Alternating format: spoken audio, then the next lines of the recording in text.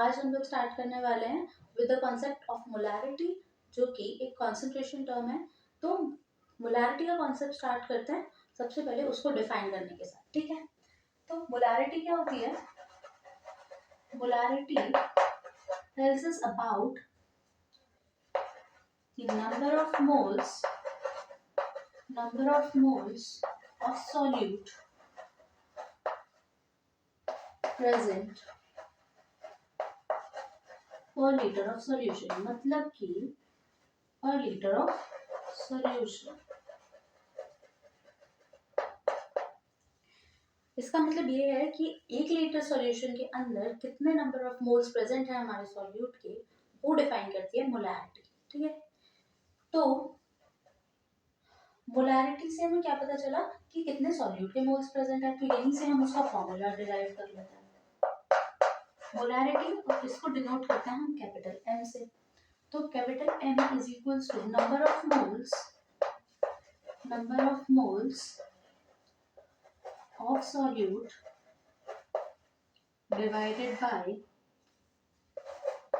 volume of solution किसमें, जिसकी quantity होनी चाहिए लीटर्स में, ठीक है।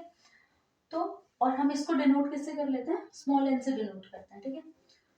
मैं यहाँ लिख देती हूँ कि हम इसको डिनोट करते हैं विद स्मॉल एन, ठीक है। हाँ, तो मोलैरिटी जो होती है that is number of moles divided by volume. अब इसको समझते हैं क्या। लेट्स से मेरे पास एक सॉल्यूशन है और इस सॉल्यूशन के अंदर क्या क्या होता है? सॉल्यूशन के अंदर सॉल्यूट प्रेजेंट होता है और सॉल्वेंट प्रेजेंट होता है, दो कंपोनेंट्स होता है सॉल्यूट और सॉल्वेंट। तो इस सॉल्यूशन में भी वही है। लेट्स से मैंने बोला कि सॉल्वेंट की क्वांटिटी है 5 लीटर्स। अगर 5 लीटर और मैंने लेट किया कि 5 लीटर सॉल्वेंट के अंदर, 5 लीटर सॉल्यूशन के अंदर सॉरी, लेट्स से मेरे पास 3 मोल्स ऑफ सॉल्यूट प्रेजेंट है, ठीक है। मेरे पास 3 मोल्स प्रेजेंट है सॉल्यूट के 5 लीटर सॉल्यूशन में। अब मुझे पता करना है कि 1 लीटर सॉल्यूशन के अंदर कितने मोल्स प्रेजेंट होंगे मेरे पास सॉल्यूट के। तो वैसे हम यूनिटरी मेथड भी अप्लाई कर सकते हैं। Let's do it with this method, ठीक है। तो number of moles of solute कितने हैं? 3। वॉल्यूम ऑफ सॉल्यूशन कितना हो गया? 5 लीटर्स। 5 लीटर्स है ना हमारे पास सॉल्यूशन, तो हमने वो यहाँ पुट कर। तो हमारे पास मोल्स मोलैरिटी कितनी आ गई? 0.6 मोलर, ठीक है। 0.6 मोलर कह लीजिए सॉल्यूशन को, या फिर मोल्स पर लीटर कह लीजिए। क्वांटिटी के वो यूनिट क्या हो जाएगी इसकी? मोल्स पर लीटर, ठीक है। तो इसकी यूनिट हो गई मोल्स पर लीटर। तो हमारे पास हमने ये बोला कि 1 लीटर सॉल्यूशन के अंदर 0.6 मोल्स प्रेजेंट होंगे हमारे पास सॉल्यूट के, है ना। मतलब कि अगर मैं इसको 5 में देखूं तो 1 लीटर में 0.6 0.6 0.6 इस तरीके से हर लीटर के अंदर इक्वली वो मोल्स डिस्ट्रीब्यूटेड होंगे। क्यों? क्योंकि हम यहाँ बात कर रहे हैं कॉन्सेंट्रेशन के बारे में, है ना। और कॉन्सेंट्रेशन का मतलब क्या हुआ कि concentration throughout the solution same ही रहती है ना। चेंज थोड़ी ना हो जाएगी। जो कॉन्सेंट्रेशन यहाँ होगी वही कॉन्सेंट्रेशन यहाँ होगी, यहाँ होगी, यहाँ होगी, हर जगह कॉन्सेंट्रेशन तो सेम ही रहने वाली है। तो जब कॉन्सेंट्रेशन सेम रहने वाली है तो फिर इसका मतलब वो हर लीटर ऑफ सॉल्यूशन में, यहाँ हम मोलैरिटी की बात कर रहे हैं, तो मोलैरिटी में वो चीज पर लीटर ऑफ सॉल्यूशन से डिस्ट्रीब्यूटेड है ना। मतलब कि हर लीटर में वो इक्वली डिवाइडेड है। तो हमने वही बात की और यहाँ से हमारे पास आया कि वो क्या है? 0.6 मोल्स पर लीटर। अब यहाँ से हम एक चीज और देख लेते हैं, है ना। अब हमें क्या करना है? हमने एक फॉर्मूला पढ़ा होता है that number of moles is equal to given mass divided by molar mass, है ना। तो ये फॉर्मूला है हमारे पास नंबर ऑफ मोल्स को निकालने का, कि number of moles is equals to given mass divided by molar mass. तो अब हमारे पास मोलर मास तो हम कंपाउंड से निकाल लेंगे ना, जैसे हम नॉर्मली कैलकुलेट करते हैं मोलर मास को, और गिवन मास में क्वेश्चन में गिवन होगा जब भी होगा।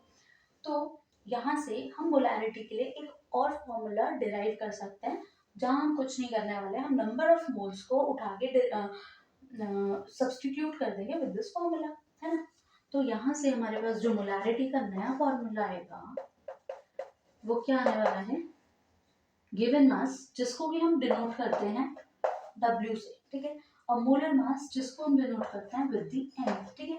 और यहाँ मैं बात करने वाली हूँ सॉल्यूट की। तो लेट से मेरे पास जो सॉल्यूशन है उसमें जो दो कंपोनेंट्स है सॉल्यूट और सॉल्वेंट, तो मैं सॉल्यूट को लेने वाली हूँ B और सॉल्वेंट को लेने वाली हूँ A, ठीक है।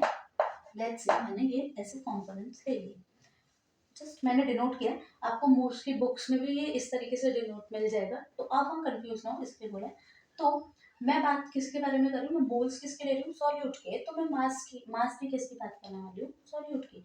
तो मैं बस यहाँ पर ये बताने के लिए कि मैं मास सॉल्यूट का ले रही हूँ, तो यहाँ पर बी लिख रही हूँ, ठीक है। और यहाँ एम बी किसका, बी का, मतलब कि सॉल्यूट का, मैंने वही लिखा है, ठीक है। उसके बाद molarity is equals to given mass which is denoted by W B, और मोलर मास जो कि डिनोट कर रहे हैं हम with M B multiplied by, या तो आप लिखिए ये 1/v, तो हम यहाँ क्या लिखेंगे लीटर्स में, ठीक है। तो ये हमारे पास हो गया फॉर्मूला, एक नया फॉर्मूला फॉर मोलैरिटी, ठीक है।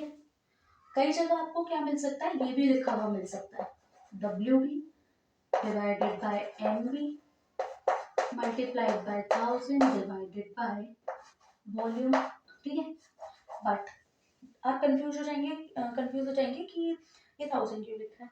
तो आप जब वहाँ ध्यान से चेक कीजिएगा, वॉल्यूम ml में लिया होगा, अगर वॉल्यूम ml में होगा तो आप 1000 से डिवाइड कर देंगे इस वॉल्यूम को, और अगर हमें वॉल्यूम लीटर्स में गिवन होगा तो हमें 1000 से डिवाइड करने की कोई जरूरत ही नहीं पड़ेगी, ठीक है।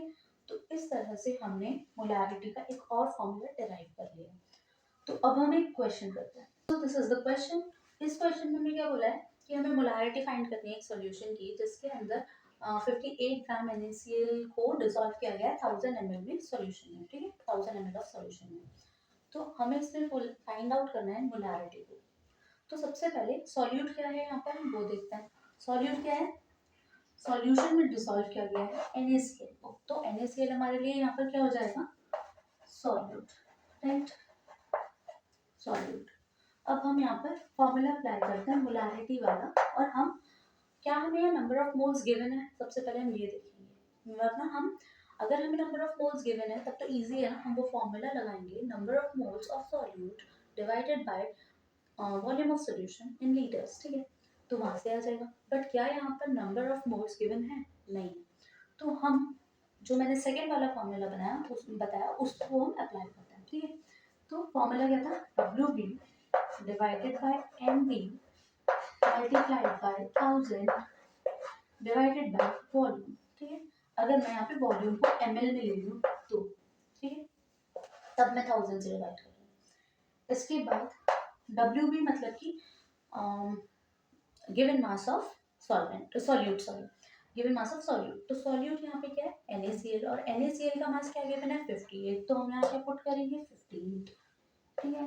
तो यहाँ आ गया 58 divided by MB which is the molar mass of solute, मतलब कि मोलर मास ऑफ NaCl, और मोलर मास ऑफ NaCl क्या आने वाला है, Na का मास क्या होता है 23, और Cl का मास क्या होता है क्लोरीन का 35.5।